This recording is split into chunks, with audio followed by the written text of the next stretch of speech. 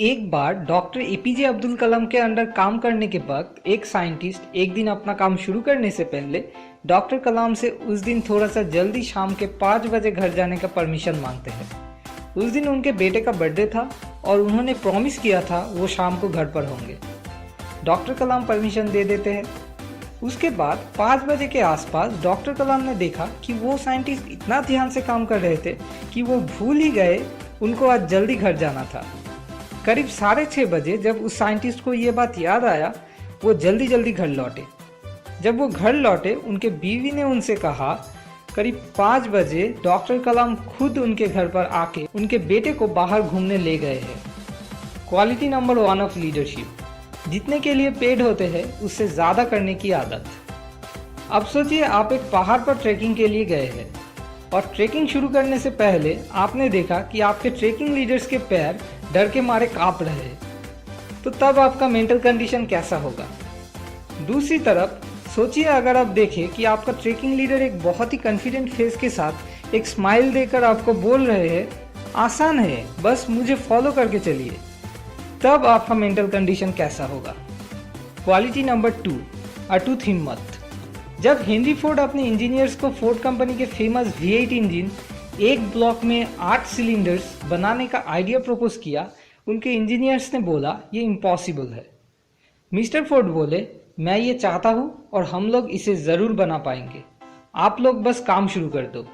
बहुत कोशिश करने के बाद भी फोर्ड के इंजीनियर्स कोई रास्ता नहीं निकल पाए। 1 साल बाद जब हेनरी फोर्ड प्रोजेक्ट की प्रोग्रेस को चेक करने गए, तब भी इंजीनियर्स ने एक ही बात बोला, अभी तक हम लोग कोई रास्ता नहीं निकल पाए, हमें नहीं लगता ये पॉसिबल है। मिस्टर फोर्ड फिर से उन लोगों से कहा आप लोग चिंता मत कीजिए, बस अपना काम करते रहिए। इसके कुछ दिनों बाद जैसे एक मैजिक की तरह फोर्ड के इंजीनियर्स ने फाइनली एक रास्ता ढूंढ लिया और फोर्ड कंपनी अपना पहला फेमस V8 इंजन बनाने में कामयाब हुआ। Quality number 3 of leadership, definiteness of decisions. अब आपने शायद पहले भी नोटिस किया होगा कि टीम जीतती है या हारती है, दोनों ही सिचुएशन में इंडियन क्रिकेट टीम की कैप्टन महेंद्र सिंह धोनी का एक्सप्रेशन एकदम एक जैसा रहता है। ये एक बहुत बड़ी वजह है कि आज वो क्रिकेट की हिस्ट्री में सबसे सक्सेसफुल कैप्टन में से एक है। वो बहुत अच्छी तरह से जानते हैं कि lower confidence as well as over confidence दोनों ही चीज़ एक मैच हारने का रीज़न बन सकता है और किसी भी टीम का कॉन्फिडेंस उसके कैप्टन के एक्सप्रेशंस के ऊपर बहुत ही डिपेंड करता है। Quality number 4, self control. अगले क्वालिटी के लिए हमारे जाति के पिता महात्मा गांधी एकदम परफेक्ट एग्जाम्पल है। इस क्वालिटी की मदद से वो करोड़ों लोगों को उनको फॉलो करने के लिए इन्फ्लुएंस कर पाए थे। Quality number 5, mastery with a pleasant personality. In the year 1979 doctor APJ Abdul Kalam को इसरो ने एक सैटेलाइट लॉन्चिंग मिशन का मिशन डायरेक्टर चुना। सब कुछ ठीक ही था, लेकिन एकदम लास्ट मोमेंट पे कुछ टेक्निकल फॉल्ट की वजह से लॉन्चिंग मिशन फेल हो गया और ऑर्बिट की जगह सैटेलाइट बे ऑफ बंगाल में डूब गया। डॉक्टर कलाम नर्वस हो गए। इस वक्त इसरो के चेयरमैन प्रोफेसर सतीश धावन आगे निकल कर आए और डॉक्टर कलाम को अपने साथ प्रेस कॉन्फ्रेंस के लिए ले गए।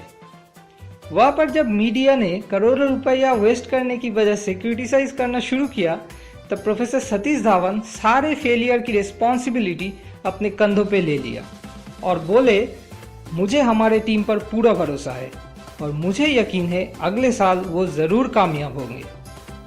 अगले साल 1980 में फिर से डॉक्टर कलाम ने प्रोजेक्ट शुरू किया और इस बार वो सक्सेसफुल हुए, लेकिन इस बार प्रेस कॉन्फ्रेंस में प्रोफेसर सतीश धावन नहीं गए।